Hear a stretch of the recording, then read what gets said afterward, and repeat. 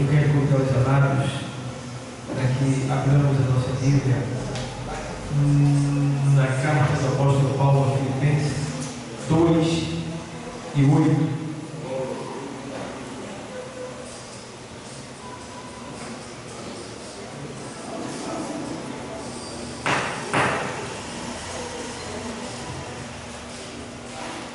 Aos Filipenses 2:8.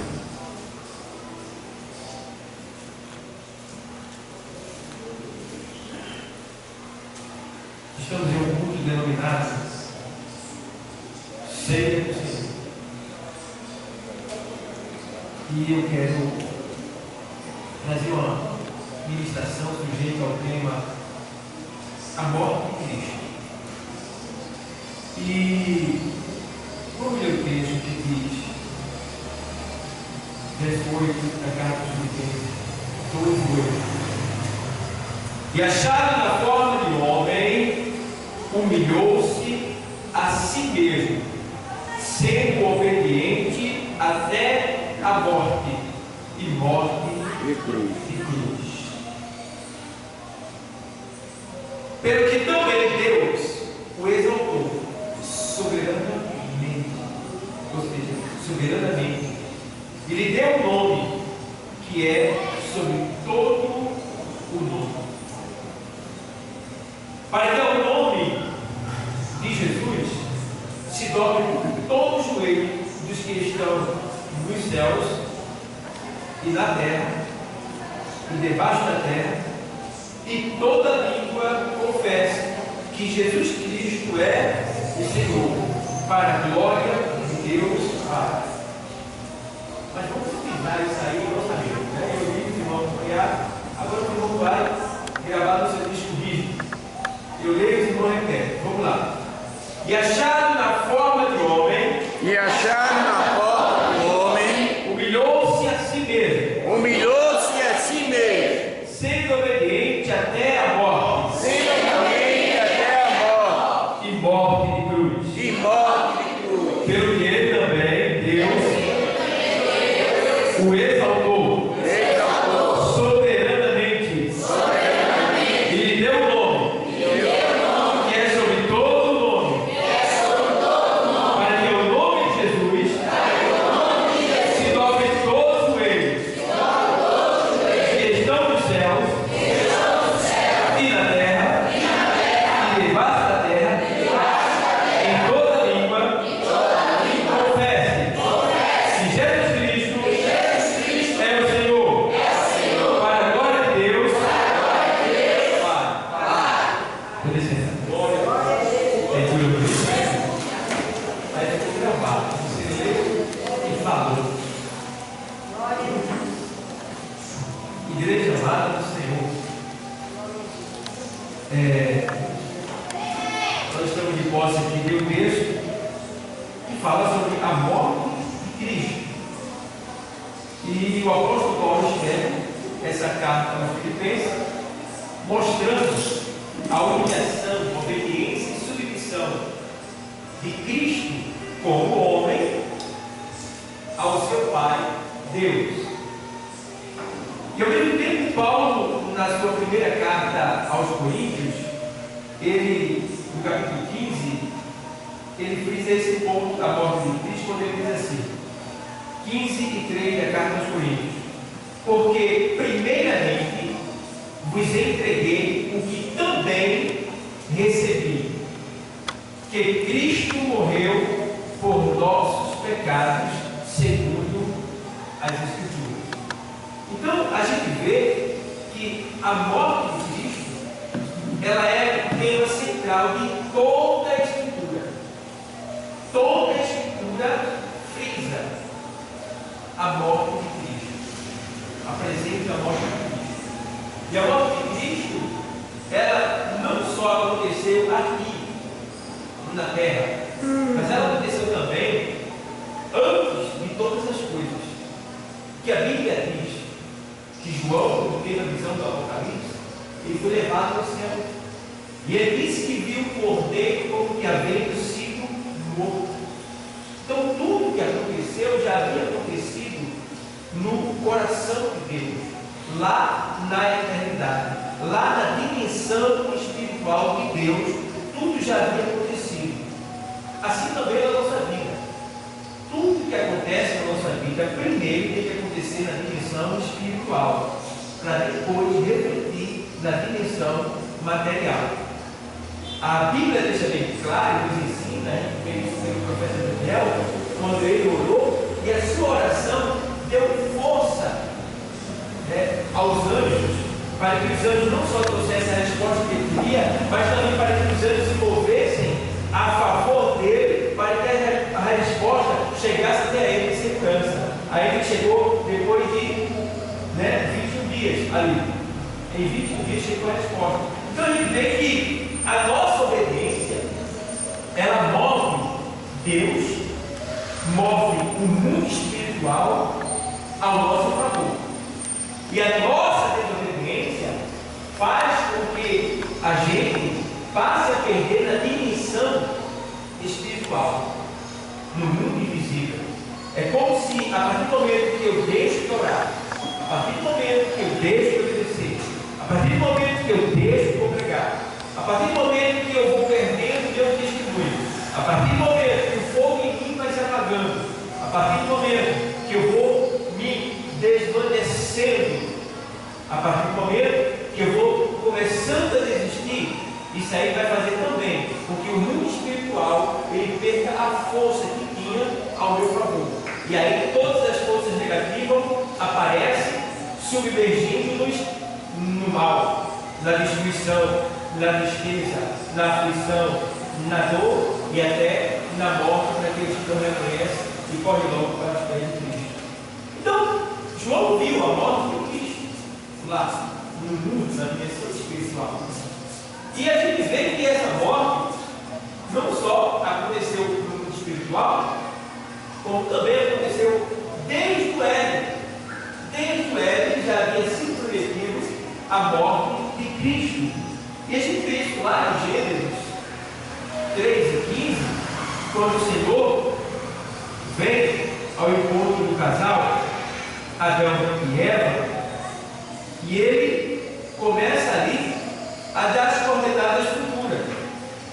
E ele diz assim: e porém inimizade entre ti e a mulher, e entre a tua semente e a sua semente.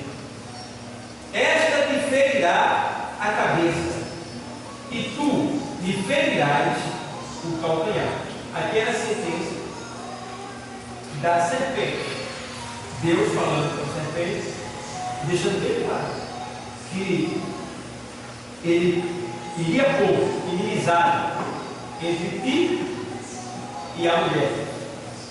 E entre ti e a mulher, e a tua semente, ou seja, e porém inimizade entre ti e a mulher, e entre a tua semente e a sua semente. Se a gente observar, a semente da serpente é o quê? Os ímpios.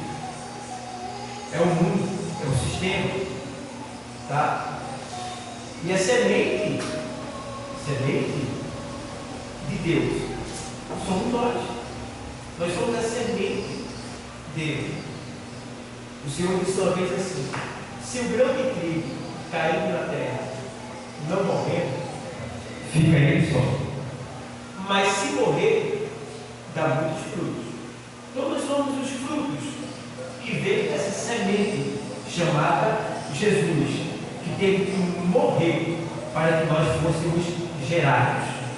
E aí a gente vê que o Senhor deixa bem claro que a serpente, ou seja, o Senhor, a semente da mulher, que seria Cristo, a semente da mulher seria Cristo, ela iria ferir a cabeça da serpente, que seria Satanás. E a serpente iria lhe ferir o calcanhar. Ferir o calcanhar quer dizer cortar, impedir dele andar, tirar ele. Foi isso que aconteceu. Aos 33 anos de idade, Jesus foi cortado, foi tirado da vida.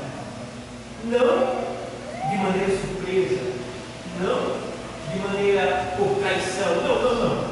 Ele foi tirado porque estava determinado no conselho de Deus que ele viria, ele cresceria, exerceria o seu ministério, e depois de apresentar tudo, cumprir tudo aquilo que Deus fez, Deus mandou fazer, ele iria entregar o seu corpo em sacrifício para redenção da humanidade.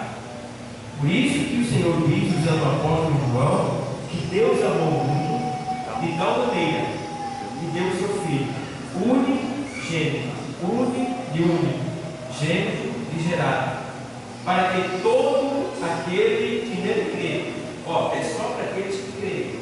E o crer bíblico é o crer grego, que diz: crer é fazer aquilo que foi mandado. O que foi que Deus está mandando nesse texto? Receber e crer no Filho de Deus, fazer aquilo que o Filho de Deus tem mandado, para que todo aquele que crê não pereça. Perecer quer dizer apodrecer, porque a gente, quando está sem Cristo, a gente está acontecendo a cada dia que vai passando na limpagem, né? Nas ações, de todas as formas a gente está apodrecendo. Então, para que não pereça, mas tenha a vida eterna. Então, ele deixa nesse texto. Em 12:3 de Êxodo, ele também fala sobre a morte, né? Essa possível morte daquele que havia de morrer por toda a humanidade. 12:3, na sequência de diversos versículos, fala sobre isso. Aí ele diz aqui, vou ler para você, fala sobre a Páscoa. 12:3 diz assim: falai a toda a congregação de Israel, dizendo: aos 10 deste mês, tome cada um para si um cordeiro, segundo as casas dos pais, um cordeiro para cada casa. Aí na sequência vai dizendo: mas se a família for pequena, aí vai dizer na discussão: esse cordeiro aqui simboliza Cristo, é Cristo, é um símbolo de Cristo, é um tipo de Cristo, tá? Então era necessário que esse cordeiro fosse morto, o sangue dele fosse colocado na vela da porta, tá? E a sua carne fosse comida. E veja bem, ali, o tipo de Cristo. Cristo foi derramado o seu sangue, foi morto, derramado o seu sangue, e o seu sangue foi passado na veia da nossa porta. Onde é a nossa porta, igreja? Nós somos uma casa, segundo a Bíblia. E a nossa porta é aonde? A boca. A porta da tua casa é a tua boca. É justamente nessa porta que a gente passa aqui o sangue de Cristo. E a carne é para comer assada ali. Assada. Comer todinha. O que é a carne? O pão. Você sabe que o pão, ele para chegar até a nossa mesa, ele tem que ir para onde? Para o forno. Queimar. Né? Então, a gente vê que para que isso acontecesse hoje aqui, Jesus Cristo teve que ser morto, ter o seu sangue derramado, ser levado ao inferno, né? Para depois ressurgir como o pão para nos alimentar, como nesse dia de hoje. Por isso que ele faz isso antes de morrer, dizendo: tomai, comei, isto é o meu corpo que é para tudo que eu gosto. Ele faz isso antes de morrer. Tomai, bebei, isso é o meu sangue que é derramado para a redenção de cada um de vós dos vossos pecados. Então, a gente vê que há toda uma citação da morte de Cristo, do começo da Bíblia até o livro do Apocalipse, como a gente vê lá em Apocalipse 13:8, 13:8, que é Apocalipse 13:8. O texto sagrado diz assim: vou ler para vocês. Eu estou mostrando os textos que falam sobre a morte de Cristo no sentido espiritual, já falando de Gênesis e Apocalipse. Aí no 13:8 de Apocalipse, ele diz assim: e adoraram a todos os que haviam nomes não estão escritos no livro da vida do Cordeiro, que foi morto desde que? Está vendo? Antes de você existir, Cristo já havia morrido por mim e por você. Às vezes eu estou pregando o Evangelho e às vezes fica assim, ó, Jesus te ama e Ele está querendo você. Aí Ele diz assim: quando Jesus me chamar, eu vou. Eu disse: já está atrasado já. Faz 2022 anos Ele te chamou. Tu nem existia ainda. E Ele já te chamou antes de tu nascer. Então tu já está atrasado, já passou do tempo já. O que tem que fazer agora é dar uma carreirinha, aceitar e depois evento. Então, a gente vê aqui que o apóstolo está deixando bem claro sobre essa questão da morte de Cristo. Em Gênesis, Apocalipse, a gente vê a morte de Cristo, mas também a morte de Cristo, ela realizou-se segundo o propósito de Deus, como a gente viu desde Gênesis. Ao mesmo tempo também a morte de Cristo, ela tem a sua finalidade. Ela teve a finalidade de reconciliar, ou seja, de causar uma reconciliação do mundo. Era para que Deus pudesse reconciliar o mundo. Porque, veja bem, o que eu acho interessante é que Deus olha para a criatura e vê que a criatura está corrompida, não tem um justo na face da terra. E Ele diz: nenhum homem conseguiu chegar onde queria, todos eles falharam. Então eu vou ter que ir lá na terra. Eu vou ter que ir.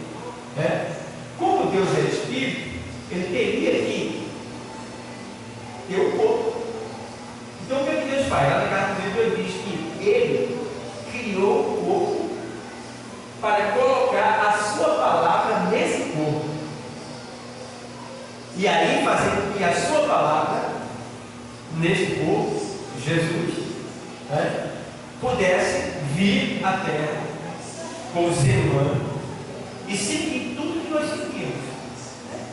E depois que Ele sentir e vencer todas as tentações, Ele entregaria o corpo como sacrifício vivo, santo e agradável a Deus, e depois ressurgiria, recebendo um corpo glorificado e tornando para a carne do Pai. Eis aí o segredo, quando Jesus fala lá no Getsemane, e Ele diz: Pai, se possível for, passa de mim esse cálice. Aí sabe que o cálice ali é o quarto cálice. É o cálice que só o Messias poderia beber, porque na Páscoa, a ceia era uma representação da Páscoa judaica. Então, na Páscoa se tomava, eram apresentados 4 cálices. O primeiro cálice eles tomavam em nome de Abraão. O segundo cálice eles tomavam em nome de Isaac. E o terceiro cálice eles tomavam em nome de Jacó.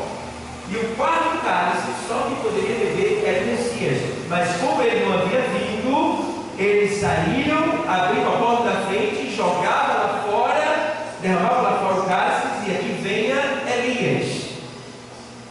Estava escrito que Elias viria e converteria o coração dos pais aos filhos, dos filhos aos pais, e vai. E aí, esse cálice, Jesus diz: olha, se puderes, passa por mim esse cálice, todavia não seja feita a minha vontade, mas a tua. Então, era 4 cálices que só ele poderia beber. Era o cálice da morte.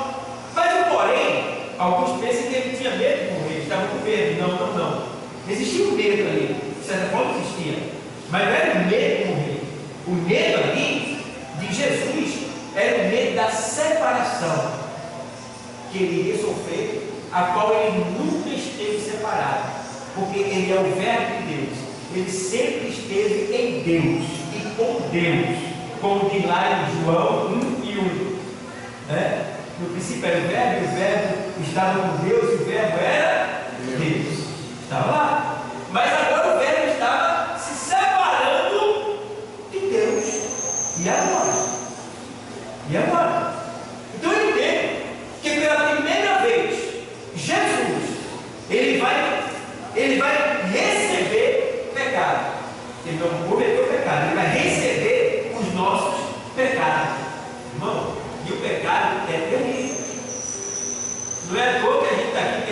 cabelo branco, né? Outro com problema da coluna, problema nas pernas, é problema de todo lado, né? Isso tudo é um pecado, consequência do pecado. Então tudo isso que a gente sente, que a gente pede oração, que a gente compra remédio, que a gente luta, foi para Jesus, foi para Ele. Então agora Ele estava recebendo o nosso pecado, tá? Mas o porém dele todinho era a separação, porque a partir do momento que Ele recebesse o nosso pecado, Ele estaria totalmente separado de Deus, ao ponto de você ver que na cruz Ele diz: Pai, por que me desampararam? Deus estava muito distante. Deus foi obrigado a virar as costas para o seu filho, porque naquela hora Deus não poderia contemplar o pecado, não poderia contemplar o pecado. Existe muito mistério naquela hora da cruz. Então a gente precisa entender essa morte para que a gente possa valorizar ela e não pecar. É claro que nós não vamos poder nos isentar completamente 100% do pecado. A gente sempre vai pecar porque nós somos pecadores, tá? Mas uma coisa é você pecar e outra coisa é você viver no pecado, continuar o mesmo pecado todo dia, a mesma coisa. Então, se isso acontece na sua vida, você tem que pedir a Deus misericórdia, apresentar para Ele, dizer que não está conseguindo, pedir força a Ele, não desistir, se levantar, se envolver com as coisas de Deus, ocupar a sua mente, se purificar, lendo a palavra, louvando hinos, para que Deus possa ter a plenitude de todo o teu ser.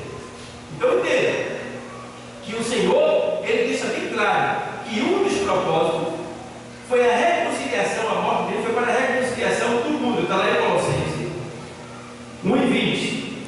Aos Colossenses 1:20. O texto sagrado diz assim, vou ler para você. E que havendo por ele feito a paz, pelo sangue da sua cruz, por meio dele, reconciliar-se consigo mesmo todas as coisas, tanto as que estão na terra, como as que estão nos céus. Então, a morte de Cristo, ela provocou uma reconciliação, não só daquilo que estava lá embaixo, como daquilo também que estava lá em cima. Porque daí por diante, os anjos começaram a entender o mistério de Deus. Porque até hoje os anjos não entendem a gente, porque eles não são carne, eles são espíritos. E é por isso que Deus não deixou os anjos pregar o Evangelho, vai deixar pregar lá na grande tribulação, depois da testemunha, e depois vai vir os anjos voando, dizendo, né, convertam-se a Deus. Deus vai dar uma chancezinha para os anjos pregar na grande tribulação, mas será pequeno esse espaço de terra. Então, os anjos ali, eles começaram a entender o mistério de Deus, né? Cristo se tornando homem, a palavra de Deus se tornando homem, vindo à terra, crescendo, passando pela geração. Então, tudo estava sendo acompanhado. E aí a gente vê que aqui houve a reconciliação, porque Cristo veio fazer o quê? Ele veio pegar o mundo. Ele pegou e fez assim: nós estávamos separados, estava o mundo aqui e Deus ali, e não tinha como o mundo se aproximar de Deus por causa do pecado, porque o pecado foi a separação entre Deus e o homem. Mas aí, através de Jesus Cristo, que é a palavra de Deus enviada a este mundo, né, vinda em forma humana, em forma de homem, Deus, Ele conseguiu fazer o quê? Dá licença, vou pegar uma senhora aqui, por gentileza, irmã Sônia, por gentileza, levanta isso aqui, por favor. Ele fez isso. Aqui está o mundo exemplo, o mundo. Vem cá, isso aqui é Jesus, exemplo. Eu estou representando Jesus. Aqui o mundo e aqui Deus. Então, Jesus fez isso. Deus estava lá, o mundo aqui, Jesus veio e fez isso. Reconciliou novamente o mundo, aleluia, consigo mesmo, porque Jesus é Deus Embora estando em um corpo distinto, mas Jesus é a palavra de Deus, o verbo de Deus encarnado.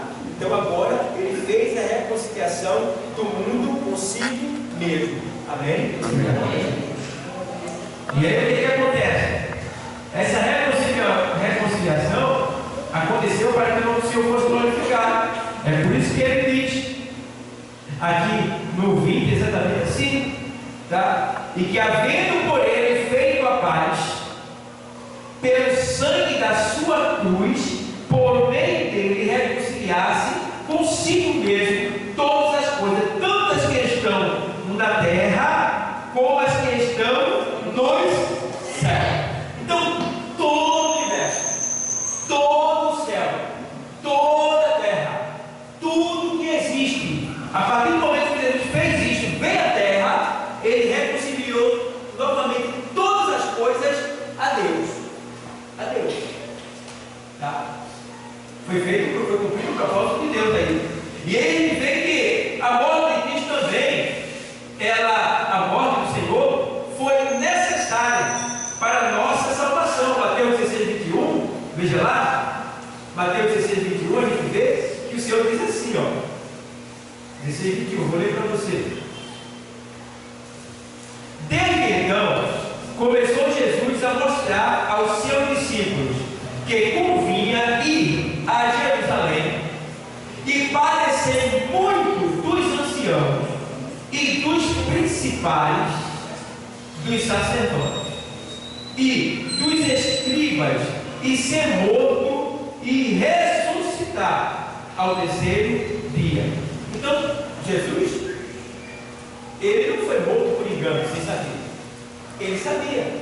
Hoje é um culto de ceia. Quem não sabe pode chorar por causa de Jesus. Ei, você não pode chorar por causa de Jesus, porque ele sofreu, porque ele morreu no teu lugar. Você tem que chorar por você, porque era tu que ia morrer. Você está entendendo? E ele tomou o teu lugar, não foi a pulso, não. Foi voluntariamente. Então, ele tomou, mas sabendo, porém, que ele disse: olha, ninguém tira a minha vida, eu mesma a dou e torno a tomá-la. O propósito aqui é que ele precisava sair do corpo de carne terreno, corrompível, porque o corpo que ele estava era um corpo humano, um corpo que estava envelhecendo. Veja que ele cresceu, 33, ia completar 34, 35, ia para 40, para 50, ele ia, mas 33 era o ministério dele.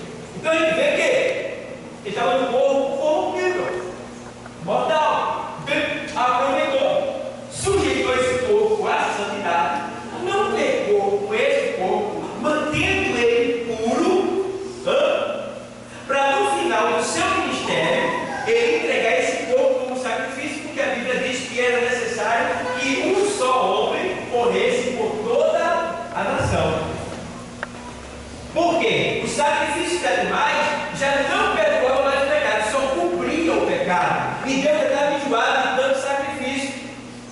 Mas agora Deus iria prestar o sacrifício dele pela humanidade, porque até então os homens que ele enviou não prestavam sacrifício perfeito. Mas agora Deus diz: já que os homens não prestam sacrifício, eu vou prestar o meu sacrifício pela humanidade. Vou enviar a minha palavra. Isso é muito interessante. E aí eu gosto que lá em Isaías ele diz assim: assim será a palavra que sair, isso foi desse 12, assim será a palavra que sair da minha boca, ela não voltará para mim vazia, mas prosperará naquilo para que a enviei. Ele diz que claro isso. Assim será a palavra que sair da minha boca. Quem é a palavra que saiu da boca de Deus? Quem é? Quem? Jesus. Ela veio para a terra.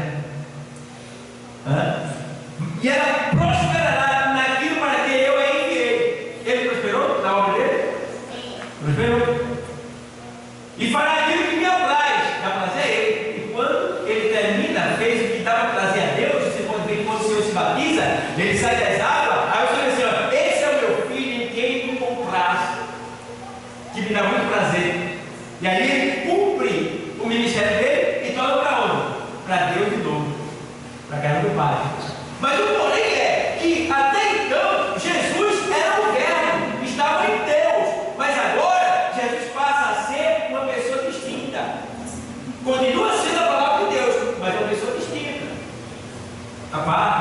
no corpo glorioso.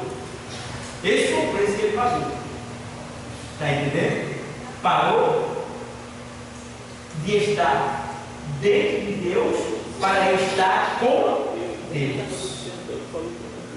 Mas ele não só está com Deus, ele é Deus. Então, agora, Deus fez isso por quê? Porque Deus é Espírito. Está entendendo? E Deus nunca vai deixar de ser Espírito. Ele é Espírito. Agora, a pessoa de Deus aparece em Jesus. Jesus é Deus personificado, é Deus encarnado, é Deus em pessoa, é Deus visivelmente. Porque ele diz, olha, quem vê a mim, vê ao Pai. Ele vê. Então, Deus é Espírito. E a Bíblia diz que o Pai entregou ao Filho todas as coisas.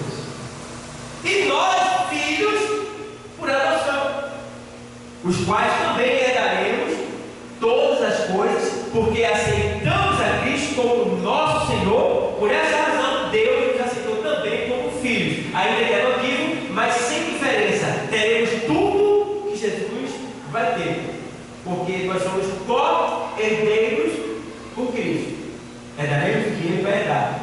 E Jesus deixou bem claro para nos alegrar: olha, não se turbe o vosso coração, crede em Deus, crede também em mim. Na casa do meu Pai há muitas moradas. Aí ele faz. Veja bem, se não fosse assim, eu não teria dito: vou preparar um lugar. E se eu for, em outros textos dizem, quando eu for e vos preparar um lugar, voltarei outra vez para buscá-los para mim mesmo, para que aonde eu estiver, estejais vós. Eu pergunto a vocês: Jesus, quando todas as coisas findarem, ele só vai ficar na terra? Não. Que a Nova Jerusalém vai vir para a terra, né? Que é a cidade que a gente vai habitar, a Nova Jerusalém, a nossa casa, né? Mas terão aqueles que estarão com o Senhor na Nova Jerusalém, e terão aqueles que estarão com o Senhor onde ele estiver. E onde é que o Senhor vai estar? Em todos os lugares. Porque a gente vai receber também um presente muito lindo, que é o quê? O corpo glorioso. Já falei para vocês aqui. O corpo glorioso é assim: Jesus está. Você viu que o Senhor estava em reunião, porta fechada, e de repente Jesus: Pai, seja convosco. Senhor, Senhor, sou eu, calma. Pai, seja convosco, calma. Falou com ele e tal, aí se conta lá em qual lugar? Nós também vamos receber um pouco semelhante. Olha, eu estou aqui agora, vou glorioso. Eu quero estar agora lá em Criciúma. Eu vou para Criciúma. Tchau para vocês. Já estou lá. Está entendendo? Corpo glorioso. É por isso que a gente deixa bem claro que anjo não tem asas. A asa da Bíblia é para identificar que ele é um ser de cima. Por isso que Deus fazia com que visse ele com asa, para ele entender que era um ser celestial e não um ser terreno.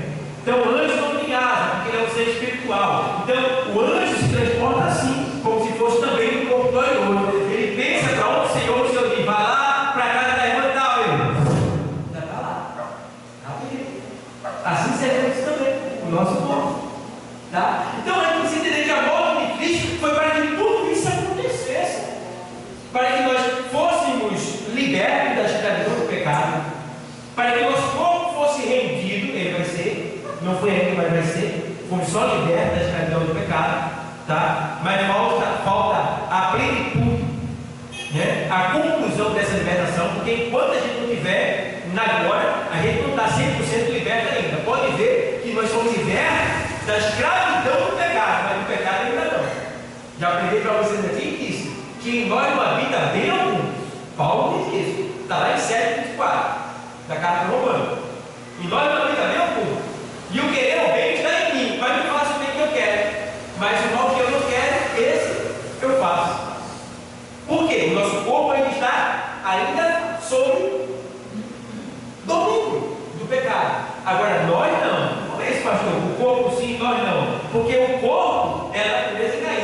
O nosso interior é a natureza salva.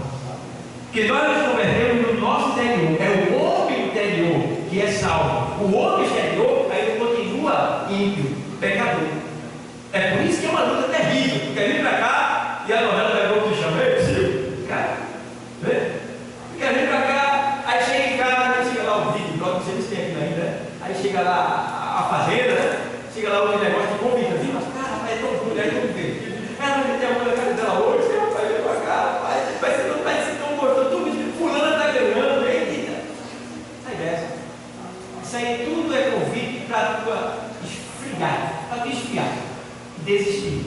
Então, irmãos, entende que é uma coisa, tudo isso aconteceu, mas Jesus foi fiel em todo o propósito de Deus na sua vida, tá? Ele cumpriu tudo, tá? Cumpriu com o seu ministério, obedeceu, foi fiel até a morte de cruz. Agora, o que eu acho interessante é que no final de tudo, ele derrota Satanás de uma maneira tão bonita que era porque nessa ali uma arquibancada, porque naquele momento, Colossenses 2:15, para terminar.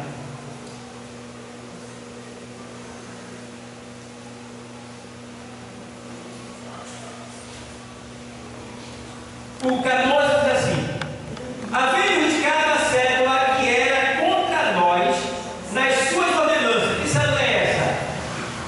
Os mandamentos, os 10 mandamentos, a lei de Moisés. Havendo riscado a cédula que era contra nós nas suas ordenanças, a qual de alguma maneira nos era contrária, e a tirou do meio de nós, cravando-a na cruz. Quer dizer que ele cumpriu toda a lei. A lei o homem não poderia cumprir, não conseguiu cumprir, ele cumpriu toda a lei, cravando na cruz. Pagou o preço na cruz. O 15 é tremendo. Porque o 15, irmão, se você pensar no dia em que o globo Terra, existem 9 planetas, aqui, 9 planetas dessa linha aqui, da nossa galáxia, do nosso sistema solar, 9. Tá? Fora as outras galáxias, milhares de planetas da Terra que tem, e estrelas que tem, né? Onde nós vamos também pisar, morar, andar, viver, isso na eternidade, tá? Porque viver só na Terra é um sentido de Jeová, porque ele fica lá.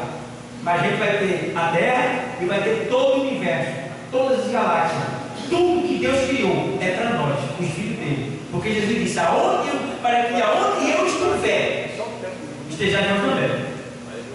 Tá? Onde ele estiver. E aí, o que acontece?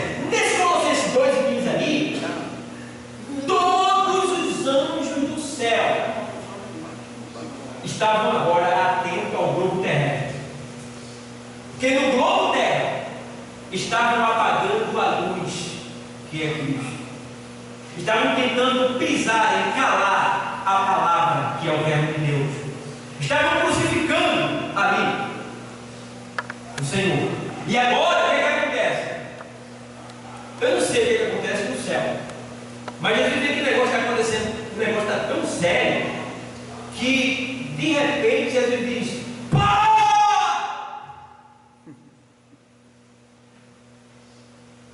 Perdoa-nos, porque ele não sabe o que fala. O que ia acontecer ali, irmão? Eu sei que Deus não podia impedir o sacrifício dele, mas alguma coisa, algum sentimento, alguma coisa aconteceu, porque naquela hora a Bíblia diz que o sacrifício de Cristo foi para aplacar a ira de Deus, a propiciação foi para aplacar a ira de Deus. Aplacar quer dizer segurar, não deixar que ela venha. Então naquele momento, quando ele dá um brado dele, dizendo: para, ele estava segurando a ira de Deus que poderia vir sobre a terra, sobre o ser humano.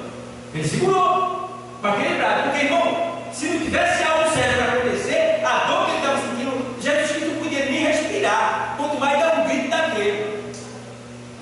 Então ele deu aquele grito, e naquela hora estava lá todos os anjos do céu em volta do universo e todo o inferno, como se fosse ali duas torcidas: a do céu calada, muda, e a do inferno angustiada e aflita. Por quê? Até então Jesus estava pregado, mas não tinha cometido um só o pecado. E Satanás estava perdendo. Eu preciso fazer de pecado. Preciso fazer de pecado. Já chegou na cruz e não pecou. E agora, Satanás deu a única chance é aquele cara ali. E entra no ladrão. Né? E o ladrão diz: tu não és filho de Deus? Desce daí, tira a gente daqui, porque a gente vai crer em ti. E aí o outro vai e diz: rapaz, tu nem sendo condenado, né? Sofrendo esse martírio. Nós estamos aqui porque merecemos, mas ele nenhum mal fez. Senhor, lembra-se de mim. E ali exaltou, glorificou, adorou ao Senhor e reconheceu o senhorio de Cristo. E aí que fez, que naquele momento ali, todo o inferno, Satanás estava arrancando os cabelos da cabeça, para vocês sorrirem um pouquinho. Doido, ficou careca naquela hora. Que agora, naquele momento, que aconteceu o que a gente lê lá em Gênesis, Jesus vai lascar a cabeça dele. Mas vai abrir com o martelo mesmo da palavra. Que ferirá a cabeça, de lá o texto. E agora Jesus vai lá.